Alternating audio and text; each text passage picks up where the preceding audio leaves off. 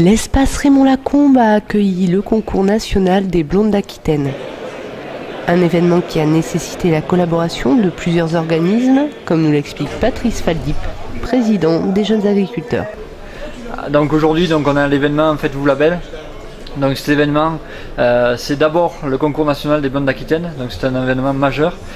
C'est un honneur pour un département de recevoir un concours national.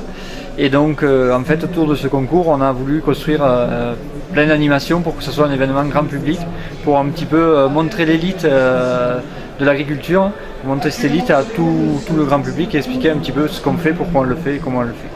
Bon, alors les jeunes agriculteurs sont en charge de quoi sur cette manifestation? Alors les jeunes agriculteurs en fait aident le syndicat des blonds à monter l'événement, à avoir créé l'événement. En fait on s'est joint à eux pour créer l'événement et en fait on s'occupe essentiellement de tout ce qui est pendant l'événement, partie buvette et restauration et des animations. Et pour véhiculer le message le mieux possible aux consommateurs, rien de tel qu'un Aligo Drive organisé par les jeunes agriculteurs. J'ai l'habitude, de toute façon, les jeunes agriculteurs, c'est bien connu, c'est curieux. Le principe, c'est d'arriver à faire quelque chose de, on va dire, d'original ou qui se fait déjà pas mal et qui fonctionne bien avec des produits de terroir et de qualité. Donc on a fait le choix de faire un drive. Les jeunes agriculteurs donc font le drive et vendent de l'aligo saucisse en barquette à emporter. Donc les gens viennent avec leur voiture et commandent, comme dans tous les drives où on se sert pour manger. Voilà, ils commandent leur part d'aligo saucisse et donc ils n'ont pas à descendre dans leur voiture pour prendre leur part. Voilà. Voilà le principe. Alors concrètement, c'est le même système que la malbouffe mais avec de la bonne bouffe. Exactement. C'est donc voilà, c'est pour faire voir que c'est pas parce que c'est de la bonne bouffe que ça peut pas être rapide. Voilà, c'est qu'une question d'organisation. C'est probablement un concept d'avenir, donc pour faire le pendant des produits moins traditionnels. Je crois que c'est un bon moyen de rendre service aux citoyens tout en valorisant les produits du terroir locaux. C'est bien, par rapport à défendre les valeurs du terroir, c'est très bien. C'est rigolo, c'est sympa comme concept. Et regarde, j'amène ma nièce et tout, elle est trop fière d'acheter la Bigo. Ouais, ça marche.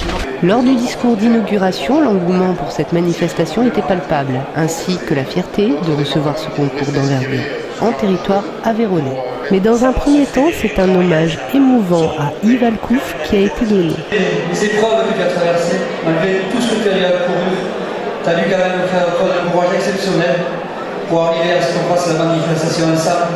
Et malgré tes problèmes, tu as su faire du collectif quand même, alors que tu aurais pu te replier sur toi-même. Moi, merci encore et bravo à toi. Se fédérer dans le département de l'Aveyron a du sens et vous le démontrez ce week-end, puisque toute la profession s'est réunie autour de cette manifestation. Donc nous avons aussi le plaisir de recevoir d'autres races, telles que la limousine, les charolaises, les aubracs. Donc nous nous en félicitons. Et puis du coup, cela démontre combien Maracuville a une place significative dans le département de l'Aveyron en termes agricoles, rural. Je m'en félicite, le conseil municipal s'en félicite. Après la théorie, place à la pratique, avec une visite guidée pour les élus qui ont pu apprécier les produits de la fourche à la fourchette. Alors dites-moi, vous en pensez quoi? C'est un bon produit, pas de problème. C'est excellent. Ouais, c'est plutôt, je dirais plutôt au niveau de l'apéritif plutôt que sur le coup de 4h l'après-midi. Mais c'est un très bon produit. Beaucoup de visiteurs se sont déplacés, éleveurs, citoyens lambda, mais également écoles se sont rendus sur place. Alors qu'est-ce que tu as retenu? Numéro 349, Oui, que ça fait du lait, de la viande, les vaches. Donc nous on est en deuxième année de BTS production animale au lycée de la Roque à Rodez. Et donc on est venu ce matin un peu pour découvrir le salon. Et voilà, après ça met un peu plus de... ça fait une relation entre ce qu'on voit en cours et là on arrive à le voir en pratique, du coup c'est assez intéressant. Ce rendez-vous confirme la place prépondérante de Barraqueville dans le milieu des concours agricoles de haute volée. Le choix de Barraqueville, le choix a été, on va dire, vite fait. C'est-à-dire que Barraqueville, il y a déjà des infrastructures conséquentes pour accueillir ce genre de manifestation.